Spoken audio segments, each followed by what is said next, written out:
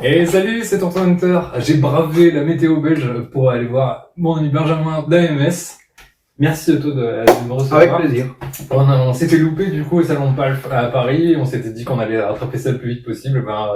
Allez, 15 jours après, 15 jours, 3 semaines après. Je t'appelle. Nous voilà. Et on fait ça. C'est ça. En plus, c'est ce que je disais dans la précédente vidéo. C'est que on habite à 1h30 l'un de l'autre. Et comme je le disais aussi pour la vidéo avec David d'Omega, on est tous dans une région assez limitrophe. Ce serait quand même qu'on peut bosser tous ensemble et de mettre en avant l'artisanat, les talents locaux, les initiatives, les magasins. On est peu en plus, donc tant qu'à faire. Ouais, ça, autant se serrer les coudes. C'est vrai, c'est clair. Alors, est-ce que tu pourrais nous présenter donc ta marque AMS Amplifier Oui. Pour ceux qui la connaîtraient pas encore? Alors, oui, je peux t'expliquer. C'est assez long, mais je vais essayer de condenser. Je fais des amplis sous la marque AMS depuis maintenant presque 15 ans, même presque 16. J'ai fait mon premier ampli, mon premier prototype après avoir fait une longue recherche par rapport à des réparations que je faisais pour pas mal de magasins. J'ai déjà expliqué cette histoire quelques fois. Je me suis retrouvé sans boulot après les réparations Behringer parce que j'ai travaillé 2 ans pour Behringer. D'accord. Réparation sous garantie. Et je m'en suis retrouvé sans boulot, j'étais indépendant. Et je faisais en fait tous les magasins de Bruxelles et les environs pour faire des réparations toutes marques. J'étais pas du tout calé niveau lampe, j'étais plutôt transistor, ampli-hop, tout ça. Hein. Et j'ai dû apprendre en fait les lampes et j'ai découvert une passion pour le son lampe et la technologie lampe. Et je me suis dit après avoir réparé un Mesa, un truc, tu vois, toutes les marques, je me suis dit je peux en faire un pour moi. Même si je suis batteur à la base et pas guitariste. Ah oui. Ouais, pas du tout. Je grattais quand même un petit peu. Je me suis dit je vais faire un proto. Je fais un proto qui dure 1 an et demi. Est-ce qu'il y avait un ampli qui t'avait tapé dans l'œil, qui t'a fait passer de l'autre côté de la barrière? En fait, non, il y a surtout un constructeur. Ouais. Soldano. Mike Soldano. Qui pour moi, c'était à l'époque là-dessus, et je me suis beaucoup inspiré de ça pour construire mon premier ampli. Custom Overdrive 35, que j'ai vendu à quelques exemplaires. Et donc, pour revenir à mon explication du début, donc, je laisse mon proto de côté, et j'ai un pote qui vient un jour manger à la maison, et j'avais dit, prends ta guitare pour essayer le proto. Quand je dis un proto, c'est vraiment un chassis alu, avec des boutons marqués dessus, quoi. Même pas encore le Tolex, rien. Voilà, rien. Un proto, quoi, vraiment vrai. Et il branche, et il me dit, écoute, je vais vendre ce que j'ai, et il faut absolument que tu fasses un truc avec ça. Et ça a démarré comme ça. J'étais intégrateur audiovisuel parce que j'ai trouvé du boulot dans sous-traitance pour des sociétés, donc je faisais ça à 5-10% de mon temps. Je vendais peut-être même pas un ampli par mois. C'est vraiment, c'était vraiment passion, tu vois, ouais. Et puis j'ai développé un autre modèle, puis encore un autre modèle, ça faisait 4. Et le Covid est arrivé. Donc je suis resté longtemps avec des amplis, tu vois, avec 3-4 modèles d'amplis, en vendant très peu. Donc tes modèles, t'as dit Custom Overdrive. Alors Custom Overdrive Caméléon. Ouais. À l'époque Hyperdrive, qui est devenu Dual Préamp après. D'accord. Et puis un ampli clean qui est devenu le Hurricane. Donc t'as toujours continué à améliorer. Toujours. Je continue toujours. Je t'expliquerai pourquoi, comment et après. Parce que il y a des choses qui vont arriver en 2025. Je peux t'expliquer les évolutions. On va parler des projets. Voilà. Et donc, qu'est-ce que je voulais dire avec ça par rapport à la gamme? Oui, donc je suis resté longtemps sans rien faire d'autre. Et puis le Covid arrive et je me retrouve sans prestat de service, sans boulot. Et là, je développe beaucoup de modèles d'ampli sur les bases que moi je connaissais et sur mes modèles en disant mais il y a encore moyen d'améliorer ça. Donc je développe 22 ou 24 modèles d'ampli différents. Combien? Oui, d'accord. J'ai des caisses complètes de circuits imprimés aussi. Et je m'améliore aussi dans les circuits imprimés. Et je conçois d'autres choses. Je me dis ça c'est bien, ça c'est pas bien. Je fais mon expérience comme ça. Je lis beaucoup aussi. Tu testes toi-même ou tu fais tester aux copains, tout ça? D'abord je teste moi-même et après je demande l'avis de Jova qui a beaucoup contribué à faire des amplis clean notamment. D'accord. On en parlera tout à l'heure si tu veux pour le One 50, c'est lui vraiment avec moi, quoi. C'est vraiment une super symbiose dans le développement de cet ampli. Et voilà, j'ai développé, on s'est concerté avec Jova, on a dit on fait une société parce que j'étais indépendant, on s'est dit voilà, qu'est-ce qu'on fait? On démarre un truc, on regarde ça, on fait 5 séries qui font des trucs différents avec des puissances différentes déclinées, tu vois, 20, 40 ou stéréo 40, peu importe. Combo, tête. Et on crée une marque, c'est une vraie marque, une série, avec l'envie d'essayer de faire connaître la marque, quoi. Et c'est ce que tu me disais, donc même si le tout premier, tu t'étais inspiré de Soldano, après t'es plus parti de rien. T'as parti d'une feuille blanche et t'as vraiment voulu créer des amplis qui ont leur personnalité et pas reprendre des circuits existants. Ah, c'est ça, ouais, c'est ça. Alors donc, c'est super important que tu parles de ça. Parce qu'au départ, évidemment, on part toujours d'une base qu'on connaît. On réinvente pas. Faut bien commencer. On réinvente pas la roue. Faut bien marcher. C'est sûr, elle est ronde, tu vois, donc faut faire un truc avec ça. Par contre, on peut vraiment améliorer certaines choses et l'amener vers de la modernité. Et on peut aussi, je pense, créer ses propres circuits assez facilement en leur donnant, avec quelques astuces, un vrai caractère qui est propre à ce qu'on veut faire. Pour moi, c'est que l'expérience. Je prétends pas être un bon électronicien. Par contre, je pense que maintenant, en mettant tout bout à bout, je sais les causes et les effets. Tu vois, quand tu places tel ou tel élément, je me dis, ok, si je dois développer tel circuit, je ferai plutôt comme ça, ou designer ça comme ça, mettre les Q à tel endroit, avec tel voltage. Tu reproduis pas des trucs bêtement. Tu sais pourquoi tu le fais et tu sais si tu fais ça, ce que ça va donner. Si je pense que si je devais faire le même job en me disant, je fais des copies, je fais juste un rebranding, je change l'esthétique, mais je fais une copie d'un truc existant, je fais autre chose. Ouais. Franchement, ça va me vraiment. C'est pas ce qui t'intéresse. Mais non, pas du tout. C'est vraiment amener des amplis ailleurs, sur base de ce que j'ai appris, et en copiant des choses, évidemment, comme tout le monde l'a fait, des amplis qu'on aime bien, et on les amène ailleurs, quoi, simplement. Mais pas faire une copie, ça m'intéresse pas. Pas du tout. Ok. Donc là, donc t'as participé au salon PALF, donc sur Paris. Oui. C'est quoi les prochains projets? Tu m'as dit que 2025, ça allait être un peu l'explosion de la marque. C'est tout ce qu'on te souhaite, en tout cas. Écoute, non. On a commencé à faire les salons cette année. Ouais. On a commencé par le Guitar Village Fest. Ouais. J'ai raté Montreux. Voilà, trop tard. Ouais. Tu fais l'année prochaine? Je fais l'année prochaine. Ouais. J'ai fait le Summit. Parce qu'il y a déjà une pierre angulaire maintenant. Ah oui. Quand je vois le succès de cette année, on dirait le NAM d'il y a quelques années, quoi. C'est le NAM européen. Ouais. Fantastique. Ça a amené beaucoup de choses. On peut en parler aussi si tu veux, parce que ça a amené, en tant que tel, pas vraiment sur le salon, mais plutôt en dehors. Ouais. Encore au bar, comme d'habitude. Ouais, c'est toujours là que ça se passe. En fait. Mais il faut jouer à domicile, donc faut arriver à ramener ton terrain où tu te sens le plus. Ouais, c'est ça. Ouais, c'est ça. À l'aise. Et puis finalement, après quelques verres, tu te sens plus à l'aise. C'était avec des gens qui ne parlent pas la même langue que toi. On parle toujours mieux à partir du 2 ou 3e verre. On s'en fout. Il y a un filtre entre le 2 et le 3e verre et le 5e, c'est la plage où il faut tout donner parce que c'est là où t'es bon. Exact. Après, c'est là où tu crois que c'est bon. C'est un peu ce qui s'est passé. Donc, Summit. Encore cette année, on a fait Pigalle, invité par Alex, de chez Palf. Super bien. Et cette année, je pense qu'on ne fait plus rien. L'année prochaine, donc, on fait Montreux, on fait Montrouge, donc le salon de la belle guitare. Ouais, j'ai vu que ça. On refait le Summit. Qu'est-ce qui est prévu? On refait le Guitar Village Fest et on fera probablement le NAM. L'année prochaine, donc en 2025, vous allez faire oui. Super. Donc ça, c'est des projets vraiment concrets. C'est déjà des belles aventures. Hein. À 80-90%, c'est fait. Ouais.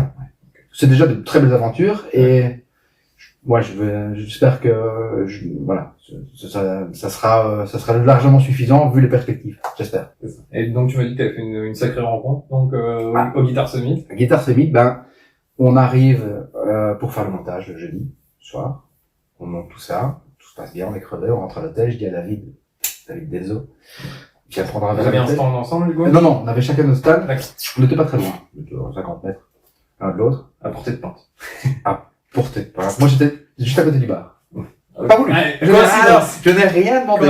Ils ont dit, ce gars-là, on va le mettre là, éloigné de tout le monde. Ouais. Non, c'était pas mal foutu. En plus, j'avais une cabine juste à côté de mon stand, et en face de mon stand, j'avais les guitares Panucci. D'accord. Alors là, ça a été au moins. Aussi une belle. Ah non, ça a été très très bien d'avoir les guitares Panucci parce que le gars, quand même, étant très connu dans le milieu de la musique, il y avait pas mal de personnes assez reconnues aussi qui venaient essayer ces guitares sur mes amplis dans la cabine à côté. Donc, c'est comme ça que j'ai su faire des connexions aussi. Alors, est-ce qu'en tant que tel, le Summit, le salon même, m'a apporté beaucoup de connexions commerciales? Absolument pas. J'ai même envie de dire c'est un coup dans l'eau. Ouais. Tout s'est passé ailleurs. Et donc, on en revient à l'histoire du bar. Je dis à Denzo, viens prendre un verre, on a un chouette hôtel juste en face. Viens prendre un verre au bar. C'est sympa, c'est un peu style 1900, les clubs en cuir, tout ça. On prend un whisky. Oh, juste un doigt. Vous voulez pas un whisky d'abord? Il me fait, t'as vu qui est au bar? Rob Chapman. Je dis, ok, d'accord. Il me dit, j'en peux plus, j'y vais. Il va lui parler. Il cause avec lui 5 minutes. Il me dit, Ben, viens prendre un verre avec nous, on va prendre un ou deux shots. il était avec son pote. Ça sent pas du tout la mauvaise idée. Non, on prend 2 verres, tout se passe bien, on discute matériel. J'avais Denzo avec moi en plus. Je lui montre les guitares de David, on commence à discuter, ça se passe bien. La soirée se passe, on va dormir. Le lendemain, c'est le salon. Je veux passer lui dire bonjour sur son stand. Impossible, puisque pris toutes les 2 minutes, en fait, ce soit un youtubeur qui est là, soit quelqu'un qui veut faire un selfie, soit voilà. Ah, les gens qui font des vidéos, je déteste ces gens. Je déteste. Donc ça se passe bien pour lui, et moi, impossible de l'approcher. La journée de vendredi se passe assez bien. Il y a déjà beaucoup de monde. On se disait finalement le samedi, ça allait être blindé, c'était blindé. Donc ça se passe la journée, j'ai de belles connexions quand même, des gens qui sont intéressés, des trucs, des particuliers ou des revendeurs, tout ça se passe bien. On rentre à l'hôtel, même schéma. On va vraiment bouffer une pizza. On rentre à l'hôtel, Chapman était là, on prend un verre ensemble, on discute de conneries, machin. Je monte dans ma chambre et je dors pas, parce que j'étais comme ça de la journée. Et je réfléchis à un truc et je me dis, est-ce que je lui proposerais pas finalement, je sais qu'il a pas de modèle d'ampli, Chapman. Je sais que Victory lui a fait son modèle d'ampli, le rouge, RD1, je crois. Je dis pourquoi pas lui proposer soit de faire un produit AMS série Chapman, soit de faire un produit Chapman made by AMS.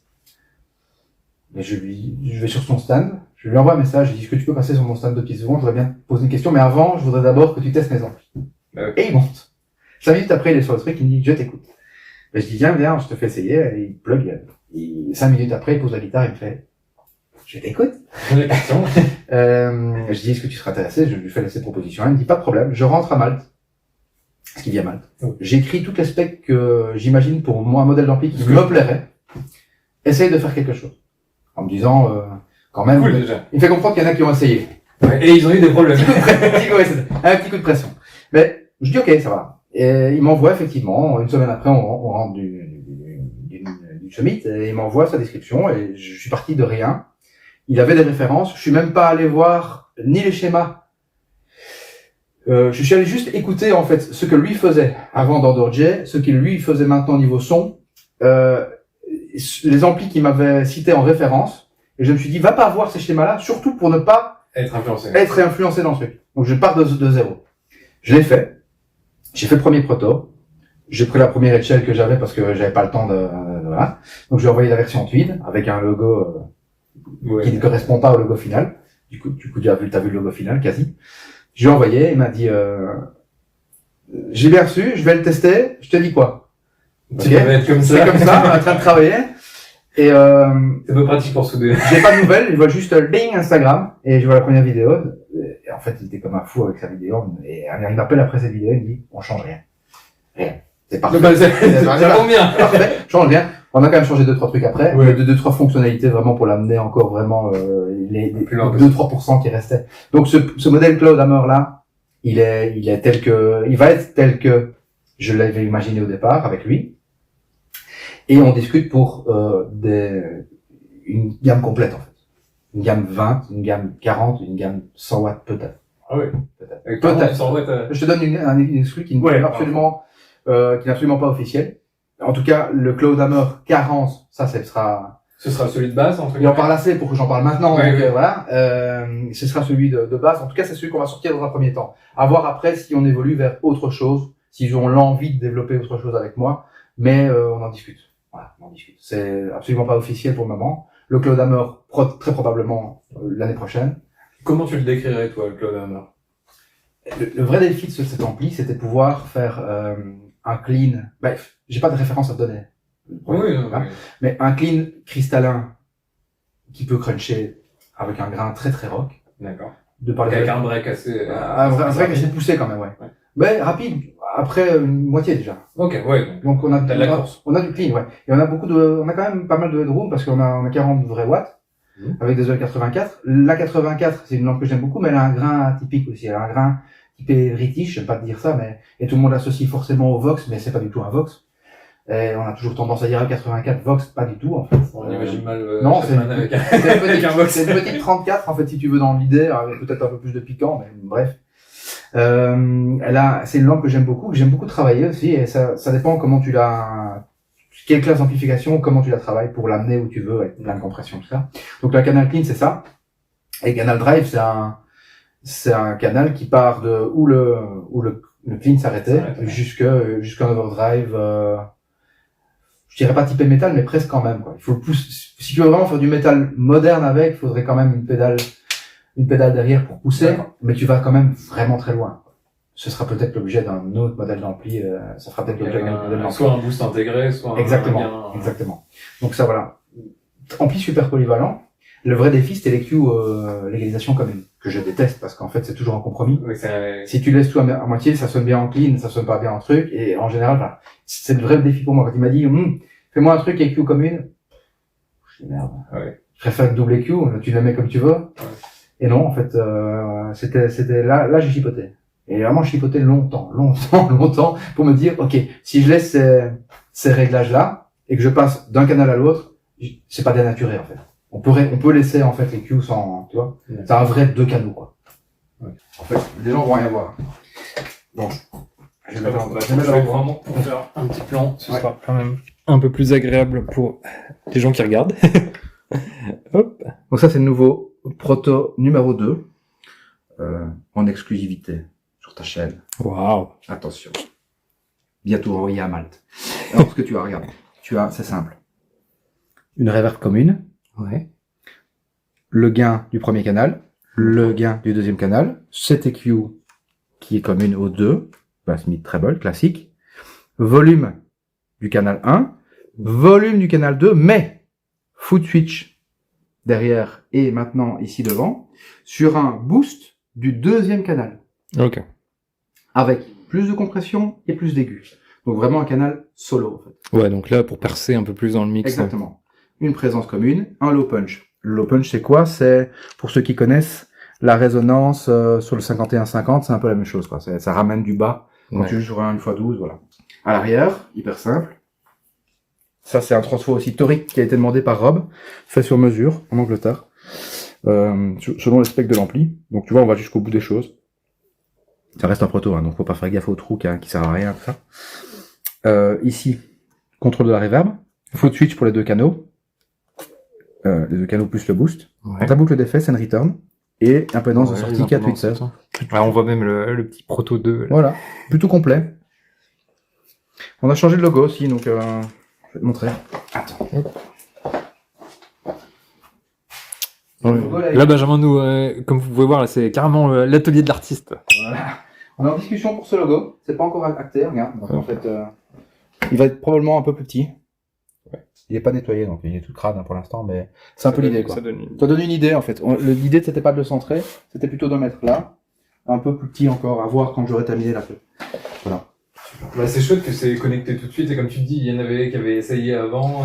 C'est ça qui est, je veux dire, c'était vraiment, je pense que j'ai peut-être pleuré pendant un quart d'heure en regardant la vidéo, tellement j'étais hyper satisfait du truc. J'étais fier, en fait. Je me dis, ok, le gars est quand même, il sait de quoi il parle, je veux dire, voilà. Il a testé du matos, il en a testé. Ah ouais, non. Bah, c'est ça. Et je me dis, bon, j'ai peur qu'il chipote, qu'il renvoie, on corrige ça, et je m'attendais à des allers-retours. Ah, tu vois.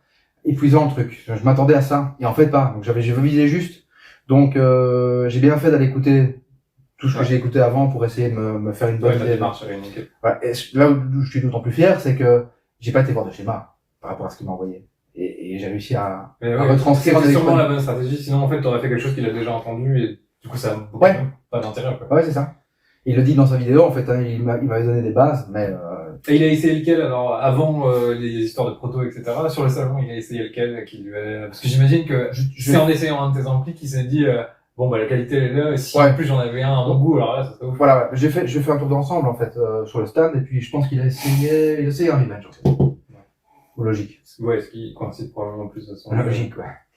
Logique, parce que comme ça il avait une bonne idée des 3 canaux, et d'où je pouvais, je sais rien faire de plus que ça en fait. À part intégrer du MIDI. Faire un 4e canal. J'y pense. Délire pas, j'y pense. Ça a été fait. J'y pense. Voilà. Mais, je me dis voilà. J'hésite. Si je fais une tête avec 4 canaux un jour, je dois intégrer plus de fonctionnalités, du MIDI, des choses comme ça. Bah là, j'ai vu déjà que t'intégrais maintenant carrément un silencer, donc un noise gate. Ouais. Quand t'as déjà une reverb, une noise gate, 3 canaux, Bon, à part si en plus t'as une fonction qui fait le café. Là aussi, je travaille avec un partenariat. J'ai un partenariat avec EV6. Tu connais EV6? J'avais vu ceux qui font les câbles un peu comme les vieux galions, etc. En fait, ils travaillent plutôt du tapis, de la tapisserie en fait sur du bois. Et je suis en train de faire un modèle série limitée Revenge avec lui, avec Max. Oh, super. Ça va être sympa. Normalement, après les fêtes, je pourrais t'en dire plus à ce niveau-là. Ça va, énormément de projets. Alors du coup, ça va vraiment être Trop, l'année. trop. Tu veux pas choper. Trop. On a fait une vidéo avec Studio Rat, tu l'as peut-être vu passer.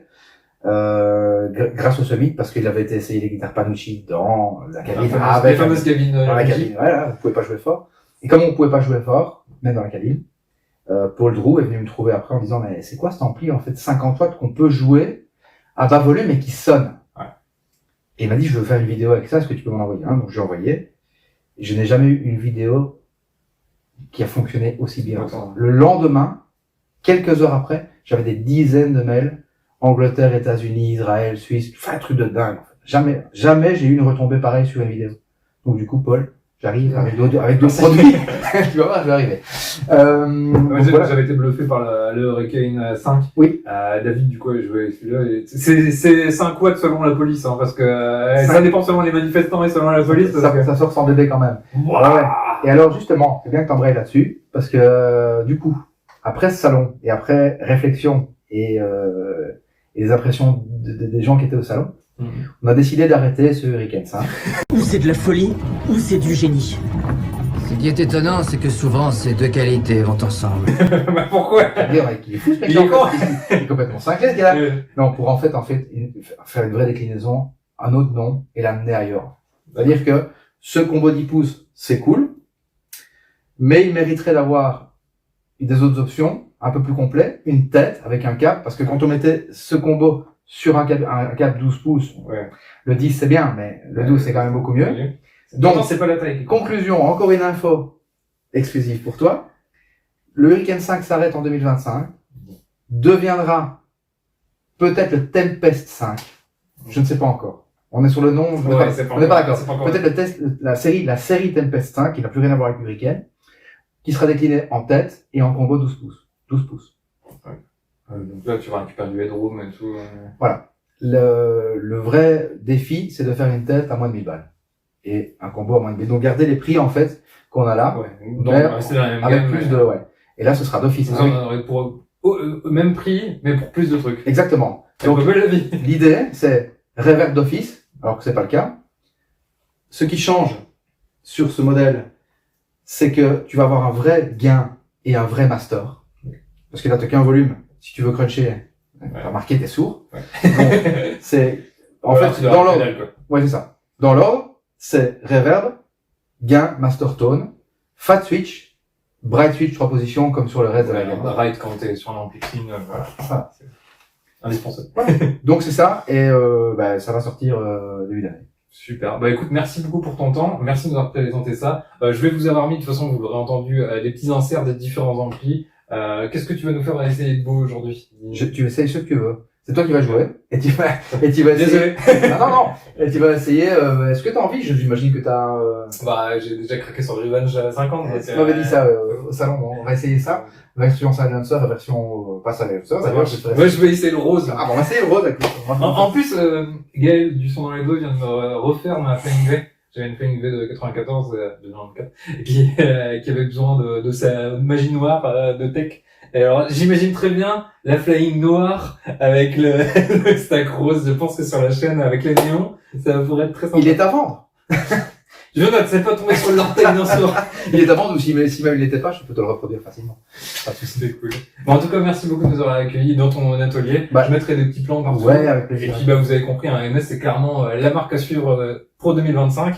Et vu tous tes projets, on peut te souhaiter que beaucoup de réussite. Et puis, Cool. voilà. Merci beaucoup. On se voit l'année prochaine et tu me parleras de tout ça. Tu reviens quand tu veux. Avec plaisir. Il y aura des montagnes d'amplis. Non, je dois me calmer avec ça, parce que sinon je serais vite dans une phase de développement assez maniaque. J'essaie de me Calmer calmer. plus dans l'évolution des modèles. Oui, j'essaie de faire évoluer les modèles dans le bon sens, en gardant les prix, en ajoutant des options, et toujours des options pertinentes. Pas des boutons pour mettre des boutons. Oui. Mais tu vois, ce silencer, peut-être que c'est intéressant de mettre. Voilà. Et l'info que je t'ai donnée avec le Tempest, c'est une évolution du Riken, mais qui, à mon sens, va aussi dans le bon sens, quoi. Super. Voilà. Bah, merci beaucoup. On se voit à la prochaine. Merci beaucoup. Ciao.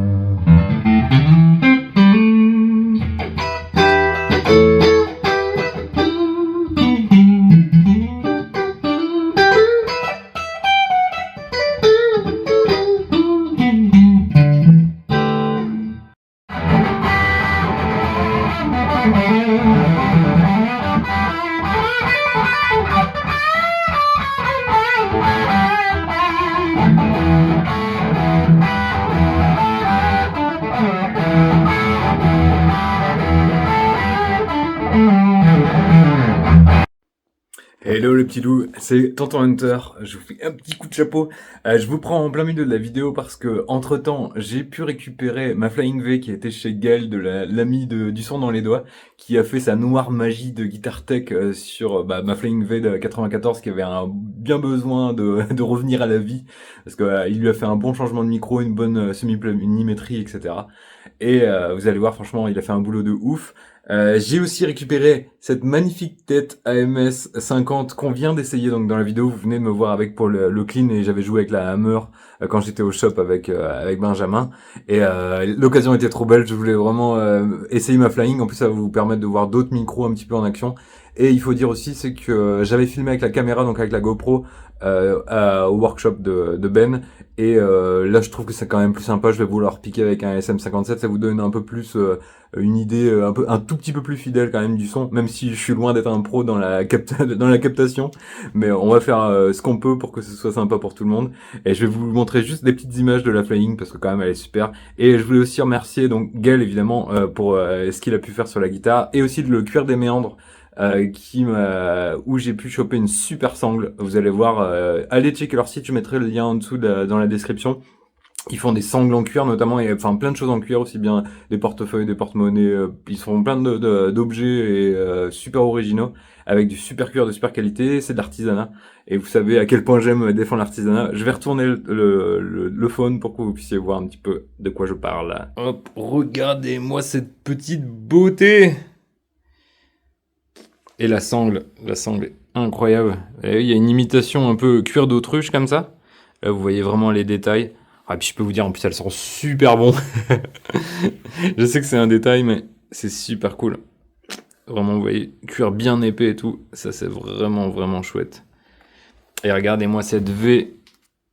Donc, Gaël a changé. On a mis un kit EMG comme Richie Faulkner.